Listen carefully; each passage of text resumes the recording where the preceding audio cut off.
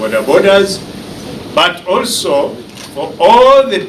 Okusinziira ku bibalo abantu 5,144 be baafiira mu bubenje bw'ebidduka okwetooloola eggwanga lyonna omuli bodaboda, taxi, baasi n'ebidduka ebirala. Omwaka oguwedde nga ku bano abagoba ba boda baali 2,396 nga kino kyava ku kuvugisa ekimama, obutagoberera amateeka ga ku kkubo ate n'obutabeera na byetaagisa oba ebitangirwa okufiirwa obulamu singa akabenje kaba kaguddewo, omuli aba boda okubeera ne element ku ssaabasaabaze, obutabika mitwe gyabwe n'abavuga emmotoka obutasiba misipi n'ebirala. Abantu abalala abayingira mu bizinesi n'eyokuvuga bodaboda gye bayingira tetumanyiiyo, traffic teri buli wantu, abasinga era bafiireyo munda mu byalo.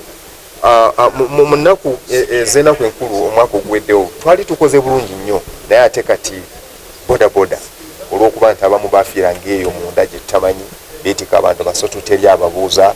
Olw'okubanga bangi ku bakosebwa mu bubenje buno bafa olw'okubulwa okudduukirirwa okw'amangu, aba Prudential nga bali wamu n'ekitongole ki Uganda Red Cross Society bavayo n'enkola ey'okubangula abo bagoba b'ebidduka ab'enjawulo n'abantu abatali bamu ku ngeri gye basobola okutaasaamu obulamu bwabo ababeera bagudde ku bubenje, nga babawa obujjanjabi obusookerwako mu lufuutifuuti gye bayise safe steps ng'ono egenze esomesebwa okwetooloola eggwanga lyonna. We normally give these reflector jackets to those who are trained such that they can be visible, and also we provide helmets.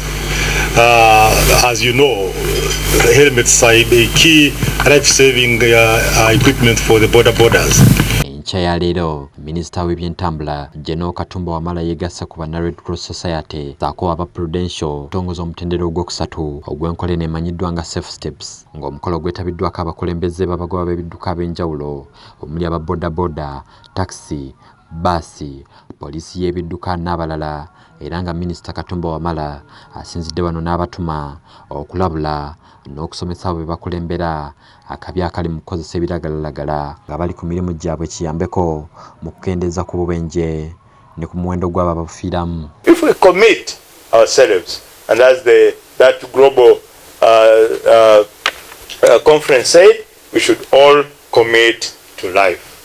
It's now my singular honor and pleasure to officially launch Safe Step Phase 3 for the safety of our country. Of our country. Very much of our country. Kubuulira buli lw'owulira nti waliwo omusomo gendayo, toyinza kuvaayo kyekimu okujjako ng'ogenza ogambye nti nze saagala kuyiga kintu kyonna.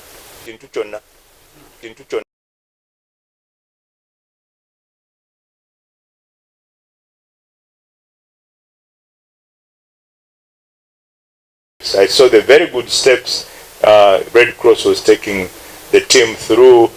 Kino kyolina okukola n'okola kino n'okola kino n'okola kino, eventually omuntu n'agenda mu ddwaliro. Osanga ate abamu baba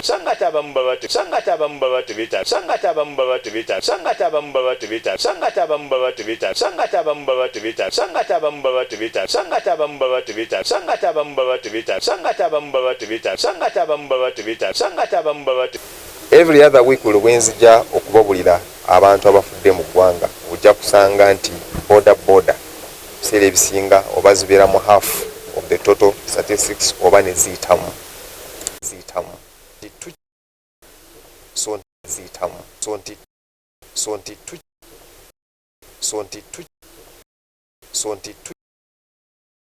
We aim to protect life and protect futures.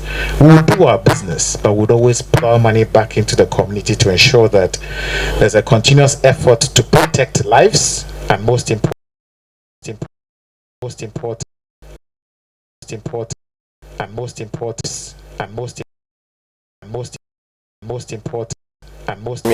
so ffe abakulembeze obuvunaanyizibwa bwaffe tugenda sigala nga tukolagana nabo, tumobilizinga abavuzi okwetaba mu misomo egyo, kuba emisomo egyo giyamba ffe ate gituyamba n'okutaasa obulamu